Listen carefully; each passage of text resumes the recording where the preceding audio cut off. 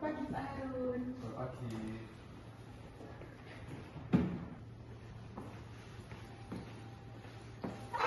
Pak Harun, Buratna. Pagi. Baik Bu Retna, jadi saya sudah baca laporan singkatnya ini. Katanya kita pakai Kamin Cluster untuk memahami jenis pekerjaan penduduk tiap kelurahan. Nah, tolong jelasin ke saya dan ke Mbak Intan dong, Bu Retna. Baik Pak, jadi di sini kan Kota Blitar itu memiliki 21 kelurahan dengan jenis pekerjaan penduduk yang beragam. Nah, untuk memahami pola ini tuh kami menggunakan metode cluster Kamins untuk mengelompokkan kelurahan berdasarkan dominasi pekerjaan antara formal dan informal, begitu Pak. Maaf Bu, izin bertanya, maksudnya formal dan informal itu gimana ya Bu? Kalau formal itu mungkin pekerjaan seperti ya pegawai kantoran yang sudah ada kontrak resminya begitu. Nah, kalau misalkan pekerja informal tuh kayak wira swasta, terus ada nelayan juga belum bekerja seperti itu. Pelajar juga bisa. Terima kasih Bu. Jadi Pak, ini kita sumber datanya itu dapatnya dari website Simpedak Pak di Kota Blitar. Terus kami kumpulkan data jumlah penduduk di tiap kelurahan berdasarkan 2 kategori jenis pekerjaan tadi.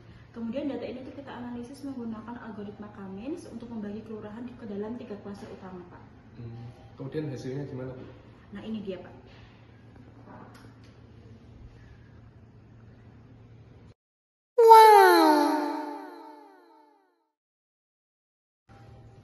Jadi begini, di klaster 1 itu rata-rata tertinggi terdapat pada jenis pekerjaan wira swasta dan rata-rata terendah itu terdapat pada pekerjaan nelayan. Sehingga banyaknya populasi itu pada kelurahan yang termasuk pada klaster ini itu merupakan yang paling tinggi di Kota Blitar Pak. Kemudian untuk klaster 2 sendiri itu rata-rata tertinggi itu terdapat pada jenis pekerjaan wira swasta dan rata-rata terendah itu terdapat pada jenis pekerjaan nelayan juga serta agama dan kepercayaan. Sehingga banyaknya populasi pada kelurahan yang termasuk pada klaster ini itu merupakan kelurahan dengan populasi paling rendah di Kota Blitar. Kemudian untuk klaster 3 itu rata-rata tertinggi terdapat pada jenis pekerjaan wira swasta dan rata-rata terendah terdapat pada jenis pekerjaan nelayan juga Pak. Sehingga banyaknya populasi pada kelurahan yang termasuk pada klaster ini itu merupakan kelurahan dengan populasi menengah dan normal atau normal di Kota Blitar, begitu Pak. Ini bertanya Bu, untuk pembagian kelurahan di tiap klasternya itu gimana ya Bu? Oh jadi gini Mbak Intan. Untuk klaster 1 itu ada Kelurahan Sukorejo, ada Kelurahan Senawetan, kemudian untuk klaster 2 itu ada Kelurahan Madirejo, Kelurahan Kauman, Tanggung, Bendok, Panjenor, Blitar, Tlumpu, Turi, Karangsari, Pelosok, Kerap, Kelampok, Rembang, dan Karangtengah. Kemudian untuk klaster 3 itu ada Kelurahan Kepajing Kidul, Sentul, Pakunden, Tanjung Sari, Gedok, dan Bendogrit. Oh, berarti itu banyak kelurahan itu masuk di klaster 2 yang mana populasinya mereka itu di tiap kelurahan itu rendah ya Bu? Iya begitu. Menarik. Jadi kita bisa melihat dominasi ekonomi tiap kelurahan dengan lebih jelas ya. Iya benar Pak. Baik, kita sudah punya hasil analisis.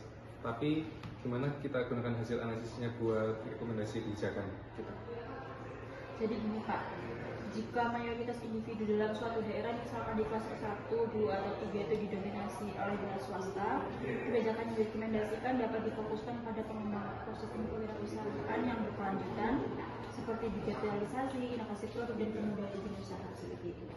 Untuk Mbak Intan, apakah ada tambahan? Baik, ingin menambahkan Pak Harun dan Buratna, mungkin dengan menambahkan pengembangan infrastruktur, pelatihan manajemen usaha, dan pengelolaan keuangan serta pemberdayaan komunitas. Oke, baik. Ide yang bagus Mbak Intan.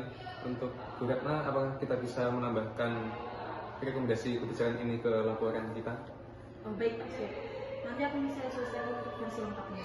Oke, terima kasih. Baik Pak. Oke, analisis ini sangat membantu.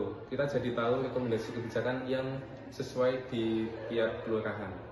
Oke, saya ingin ini hasilnya nanti disampaikan di rapat berikutnya dengan wali kota ya, Mbak Retna. Oke, Mbak Retna minta tolong siapkan laporan secara lengkap, dan untuk Mbak Intan minta tolong kamu bantu dengan visualisasi yang menarik ya. Siap Pak. Baik, saya tutup rapat hari ini. Sekian, terima kasih.